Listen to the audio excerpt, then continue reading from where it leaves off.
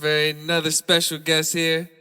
Everybody welcome Go Villain. What's up, Go Villain? What it do, best friend? You know what it is. Fucking with the hottest DJ in the city. You know what it do. Yes, yes. I'm telling you, boy. So how's everything? You, I know you pretty much do a lot of music out here, right? That's bro, for real, and the most part right now, but I'm cooling on the music. Like I done dropped like 3 albums, bro. So and like 1,000 features, bro. So right now I'm just like letting that shit marinate. So letting niggas appreciate the shit out of it. You know what I'm saying? Put it out to this universe. Yeah, you definitely do a lot of music. You have a song called Black Rose. You did 3 versions of that track. Now, how often is it that you do things like that, or was something special about that song? Yeah. So I mean. Black Rose One is like a special song to me because it was written about a specific person. But far as like two, you know what I'm saying, my homegirl Rhonda, you know, me and her discussed that we was gonna make it a two, like tell the story part of it. And then one day I got a phone call from my man Furman, but he called me up like, bro, like your style, your flow on that joint, bro, I got to get on that joint. You know what I'm saying? Usually I don't do remakes, but for my brother, you know what I'm saying? Like he always hit me, bro. He always supported, bro. I was like, bro, I will do this for you, bro. Like, let me know the day, time, when we gonna hit the studio, bro, and we on it, bro. Like, bro, that nigga said, let's go today. I said, bet. I said, I need to go on my laptop and see if I got the file and shit. Like, so I had the files, you know what I'm saying? And asked the files to him, and then we went to the studio. Boom, that nigga just dropped a hot ass verse, bro. Blew my fucking mind, bro. And now it's on all platforms. So you can just go look up Black Rose 3 Furman featuring Go and it's out. So we was just telling the story. So it went from me trying to get her to I got her. Now Black Rose 3 is now you got her. Now after you got her and time passed, what you doing with her now? And we just, living life having it. You know what I'm saying? We just some young niggas having, bro. Okay, so do you normally take your music through a storyline? Is that kind of like how you do it with? Is that a certain way of how your style in rap, or do you have a style? Um Well, as far as the storyline, yeah, I always try to keep with a storyline, but like when I rap or make a song, I always try to base the song off my life or something, some type of personal experience that I experienced. So it's yeah, so you can say that it's a story of my life because when I think of the song, it's always off how I feel. So if today I feel sad, then I'm gonna make a sad song. I don't try to force nothing to the universe. Like I just let that shit come. So if I'm happy that day, ecstatic, we got bands, we buying bottles. That's the type of music I'm making. Like I just do it as in the time, just to show my growth. Yeah. Okay, so what was the family structure like? How was it growing up? I mean, pretty much just like every other kid, I mean, I didn't have a mom or dad or whatever like that. My mom was, what I'm saying, locked up for pretty much majority of my life. My dad died when I was 3. But, it was just me. I'm the oldest. My brothers and siblings, you know what I'm saying? We fucking rebels, rug rats, you know what I'm saying? Just trying to make a name for ourselves. Just, struggling, trying just fucking find a way to survive. We used to eat fucking, bruh, we used to eat, best friend, we used to eat fucking spaghettios every day. This shit called rice pudding, fucking oodles and noodles with cheese in it. Like, all that shit, bruh, I hate that shit. Like, spaghetti, I won't even feed my kids that shit. Like, I hate that shit. Like, I will never eat that shit. It haunts me. I get PTSD from that shit, bruh. For real. Right now, you said your mom was locked up, Yeah. and how was that? Like, is she still locked up? Or My mom out. Since she okay, out, I mean, like I'm a religious person, I guess. But like real life, the first time like I really like real life, I got on my knees and prayed to God. I was like, look, God, like I done fucked up in school. I'm about to graduate. Like I got held back a year for like hustling and shit, doing my dirt. You know what I'm saying? So I got held back a year. I had to go to night school. So I prayed to God one year. I'm like, nah, I just want my mother out so she can see me graduate. But I swear to I ain't even gonna swear to him, but on G, bro, like on my like yeah, on my life, nigga, like that shit. He answered my fucking prayer, and right then now, that's when I knew God was real. Like the universe, when you put shit out there, it come back like tenfold. That's and so like where are you like from? Like what's like? I know everybody has the area they claim. Where was you like born and raised? Well, no, I was born and raised Greater Southeast, but for what raised me is 503, Shadow High, like the hellhole, like shit you won't come back from, like niggas straight hustlers, and you know what to do. What to do. Every neighborhood got the same people after this though. You know what I'm saying? Every neighborhood got hustlers, gangsters, robbers, scammers. You know what I'm saying? So I don't feel it though. Like my neighborhood do the same shit, bro. We all in the same shit, bro. We just getting money. So if you getting money, I fuck with you. Point blank period. That's it. It's all love. Okay, so did you go? You went to school. What school did you go to? But you know, I went to Oxon Hill, everything OSAD. Like Okay. everything. Like I'm not a hard, book to read. Like you would say, best friend, your word. Ain't a hard book to read. I went to Oxon Hill Elementary, middle, and high. You know what I'm saying? I mean, I was an average kid, just trying to find my little lane in life. You know what I'm saying? In the go-go band SOB. And one man Debo and child skipping school. Like average kid, but I just did the same shit everybody else did, bro. So I don't want to like sound cliche, like you know what I'm saying? I'm better than somebody else. I did something. I just did some miraculous shit that niggas like don't do. You know what I'm saying? Like I didn't try my hand in selling dope and all that, bro. You know what I'm saying? That shit ain't for me, bro. Well, you said that you were in a band. That's pretty above average. Not every kid gets a chance to play in a band. Oh And no. I'm in the go-go band. I was like the hype man. I ain't had no like I wasn't playing no instruments. I was just the hype man. So but you think about it was the hype man shit. Like following my man Debo, cause my man Debo like a genius with that go-go shit. I was like listening to him and how he be putting his songs together. And I'd be like, I used to just go home and just write shit. But I was doing that shit back before, like, even then, though. I was always a writer first. Like, I got a book published in the 3rd grade called At the Pool, bro. No funny. Like, I always knew kind of like music, writing, something was gonna do it. So to the point now, like, I done wrote so much that I don't gotta write no more. 'Cause I can tell my story. Cause rapping to me is just like talking to you. So now when I go get on the beat, I hear the beat, I'm just trying to talk to you. And just trying to like talk like and just have you understand me as a person. For real. absolutely. Now, do, when you do your music, I know there's a lot of times animosity in the rap game. So, have you been in any beefs lately, and how was those experiences? I mean, I don't even call it a beef, you know what I'm saying? Cause it's just fucking internet shit, bro. Like best friend, you know about internet shit. Niggas want clout, niggas want to make a name for this shit. But I'm not the nigga to make a name off of it, bro. I'm gonna put you in your place, boy. Like point blank period. Right. Like You had a so I don't really like nuke, right? yeah, Nook, yeah. No, I'm like I don't even want to mention his name because it's just bad energy. Like, you right. know what I'm saying? I don't even know if that boy's still rapping on that. I don't know. I haven't heard of this lately. I haven't. You know what I'm saying? But like I don't get that shit energy, bro. Cause like me personally, like I feel heartbroken because like as a like as a real nigga, as an artist, bro. Like I know how it is for artists when they put their all into this shit, spend all their bread, bro, and niggas be struggling, bro. So I support everybody, bro.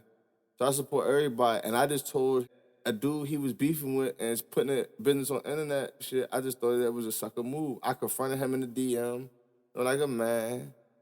Probably like 3 days later, I made a live. Not even talking about this nigga. I only met this nigga one time, but what am I beefing with you for? But I don't even know you, bro. Like, it's just animosity, bro. This niggas just be mad because you just be doing shit that they can do, but they just scared to do it. Like, if I go to this club, bro, you have all access to the club too. If I rent the club up, you can do it too. But you won't call the owner, bro. You're not gonna do that. You don't think like a boss, bro. I think like a boss, bro. We don't think little business, we think big business. My man Cadillac Twin Towers, nothing crashing through us. Nigga, fuck you talking about, bro? Big builders, bro. So I guess we got that covered with the beef. You try to go above that. So any more you gonna give any more energy to any more rappers in the future, or is it like a Drake and Meek thing if it come down at a point or But it ain't Drake and Meek. It ain't really no beef. Like I think that niggas just see what I'm doing and they just mad. They just feel it though. Instead of like saying, "Oh, bet, bro, I might have just fuck with this nigga, ask this nigga for a feature or pay his little $100 for a feature, something." Instead of them doing that, bro, they be like, "Damn, we just gotta do something about it." So what they gonna do? They gonna watch my videos. I'm still getting the views. I'm still getting paid for it. They gonna watch my videos, critique my videos, and try to discredit everything I do. You know what I'm saying? Like, so at the end of the day, my move right now for the rest of 2020 into 2021 is nan and a boo boo, nigga. Nan and a boo boo, nigga. Catch up, nigga. Kiss the little baby, bro. And I'm laughing at these niggas. Like, it's not even funny no more, cause they like, damn, they're like, if I was these niggas, bro, I would be mad too, bro. I'm not even gonna lie, I would hate me, bro. I would hate me, bro. Cause every time they say something negative, bro, that nigga just doing another fucking thing, and you can't do shit about it, bro. And you can't do shit. And we still having it, bro. Independent, no backing. I ain't paid for no $1,500 for nobody, no rapper feature, none of that shit, bro. It's all by myself, bro. All grinding, bro. That's a fact, bro. Check the records, bro. You can check all my receipts. absolutely. Now the grind is definitely real with you because you have your album on a Billboard, right? Right after I've seen it on a Coca-Cola ad. Right after that, your album popped up on the Billboard. Fact. So give me some more information on how was that feeling and what did you do to do that? Like, I mean, what made you do that? At first, the feeling was just like, man, I'm one step closer to success. Cause I think like as artists, bro, we all trying to figure out a way for our shit to get seen and heard. Like niggas gonna be mad cause of the Billboard, because if you talking about that money, you talking about getting the bag, nigga, why your shit ain't on the Billboard? Like why you ain't think of it? Like they not gonna do it. Cause niggas like try to rap and cut so many corners, bro. And at the end of the day, like you could be a hot ass artist. You can fucking record the song on your phone, do this, pay $100, $200 for a video, but then it's gonna come out on the market. It's gonna come out to someone you gonna have to pay. You know what I'm saying? And where do you want to pay that shit at? That's where you got to figure out where you gonna go. That's where what's gonna end up taking you where you gotta go. You gotta figure out who you trying to pay, or what you trying to do to get there. Cause you can have a fucking shitty production, or you have shitty production and good marketing, or you can have good production and bad marketing. Nigga, it shit ain't gonna go nowhere, bro. Like, so you gotta figure out, and you just gotta have confidence in yourself. I feel as though niggas talk a lot of shit, bro, but they don't really believe in themselves, bro. Like, when I spent my whole check, I used to work at the school board and shit. I spent my whole check on the fucking studio, but like, I ain't got no gas to get to work for real, for real. I'm gonna try call my man Smoke up, you know what I'm saying? Let me hold the dub till Friday. But knowing I can't pay him till next Friday, he's still fucking with me. You know what I'm saying? Real nigga, bruh. And I'm eating fucking canned chili every day with crackers, bruh. This so I can support my little rap career. And then guess what happened? When I was doing that, I learned how to mix and engineer. Cause I'm spending my money. I'm learning how to do what this nigga doing. Then I buy me a studio, give me a little clientele, then I'm jigging off that. You know what I'm saying? One thing led me to the next. And I just kept on going. But I stayed humble, bro, and I wasn't scared to learn and learn from other people who knew shit. Like, you gotta figure that out. Like, you gotta learn from other people. Like, niggas might be your same age or younger than you. You can't be scared to learn. And just, you know what I'm saying? Because music is steady evolving. And you can't be like one of them old niggas in the studio, like, I'm about to mix you like this. Nah, you gotta have flavor with your shit, bro. Absolutely. So, where do you think your niche come from? What gave you what pretty much gave you the idea to just make these type of sacrifices and do these type of decisions? Were there any inspirations, or What even the downfalls? What caused you to just? What inspired you? I mean, first, my mom, you know what I'm saying? Like my uncle, he was an artist. Like, I feel as though like I was the only like musician in my family. I heard my granddad used to play the guitar, rest in peace. And my other granddad, you know what I'm saying, used to sing out from the liquor store, sell his little dope. Used to be singing the Temptations. Like my granddad Butch, like he right here, that's an influential person. I used to sing Temptations off from the liquor store, and he say you a dub bag, send you on your way, bro. You know what I'm saying? Like that shit was cool. Like I just feel as though like the shit just been in me, bro. Like it just music been in me, bro. I've been making music when music wasn't cool, bro. Like niggas can't like it's like I can go on Google, bro. It's fucking 10, 15 studios in this vicinity, like between Oxon Hill, Allentown Road, Fort Washington, I could keep, bro. 15 studios, bro. Fucking 5, 6, 7 years ago, bruh, it would be one, maybe a half a studio, bruh. Like, it's so many studios now, but I can go to fucking Amazon and buy me a studio pack for $800, bruh. Now I run a studio. Like, it's so easy accessible to niggas now, bruh. Niggas wasn't doing that back then, bruh. You know what I'm saying? And that's how I just been doing when it was cool. It just built me up, bruh. It just built me up to being pretty much who I am and just finding what I wanted to do. Because I just was being a servant.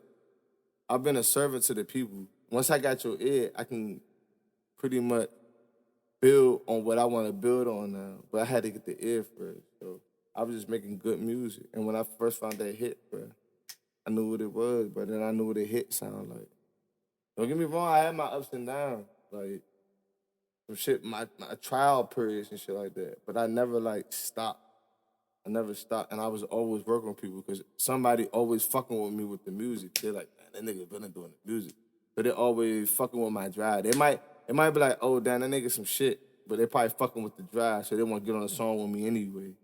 You know what I'm saying? And then eventually, the shit just whoop, it just flipped, and then now that nigga like, but that nigga make some good shit now, but that nigga he hip now. And everything that just inspired me, just my life experiences, bro. Like off gate, bro. Like I just can't make it up, bro. Like I had a rough life.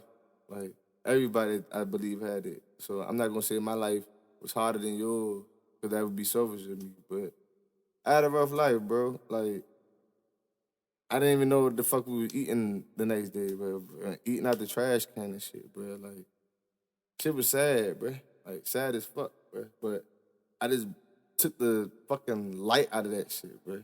Like, I just took the brightness out of it and just knew that, like, bro, I'm just gonna be the one take this family to the next level, bro.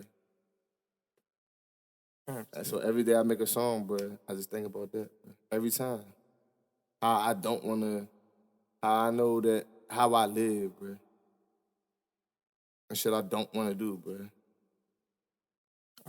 You experienced a lot of things, and it also led you to be actually more mature at a younger step or a younger age, where, well, like you said, you were rapping way before it was cool. Now that you understand that you got a heads up on the game, how are you gonna let that take you to the next level, and where you see that next level at? Best friend on God, bro. And on my, like, Cadillac can tell you, bro, like, the step is just being your goddamn self, bro. Next step is just me being myself, bro. I'm not gonna be too big for my britches, bro. You know what I'm saying? I'm from 503, and my man Cadillac called it, because he said it first, bro. So don't bite him, you cocksucking ass bastards, bro. We from the hellhole, bro. Niggas don't make it out, bro. Niggas don't be having hope, bro. Niggas want so we sell dope, bro. We smoke a lot of weed, bro. We do designer drugs, bro. Like straight like that, bro. Like it don't really be no hope. Like niggas got jobs and shit. You know what I'm saying? We hang out, we do the same bullshit everybody else do, bro. But niggas gotta have hope, and we just trying to get the fuck out this bitch, bro. You know what I'm saying? Ferrari go vroom, like we trying to skirt past these niggas, bro. Like niggas that doubt it, bro. We trying to show niggas a different aspect of life, bro. Cause we can be living, we can be having, bro. So I'm just trying to like unite, bro, and like, take over this shit in numbers, bruh. If you got the numbers, bruh, like, you can take over shit, bruh. Like, I don't even need all the numbers. Just give me 300, bruh. Just give me spotting numbers, bruh. And we gonna rock, bruh. We gonna rock, but we gonna take over some shit, bruh. That's on my mama, bruh. All right, yeah. Well, they seen it, so they feel it. I'd like to thank everybody for joining in. Go Villain, got anything you wanna, any shout outs, anything you wanna say before we go? Hey, look, go get a new album, Spectrum. That shit dropped on Thanksgiving, but it's still out. It's still hot. We got a couple new videos coming out. You know, shout out to Social Entertainment. You know, Furman in the back. You know, go check out his new latest shit. He got a new podcast too. So go to Furman Entertainment on YouTube. You know, go search up Cadillac 2-string, 2nd-string, past tense, bro. My man in the back, bro. 503 Hood, nigga, Hellhole, nigga, bro. And DJ Best Friend, man. I thank you so much, bro. It's been a blessing and just such an honor to be on your show, bro. You know what I'm saying?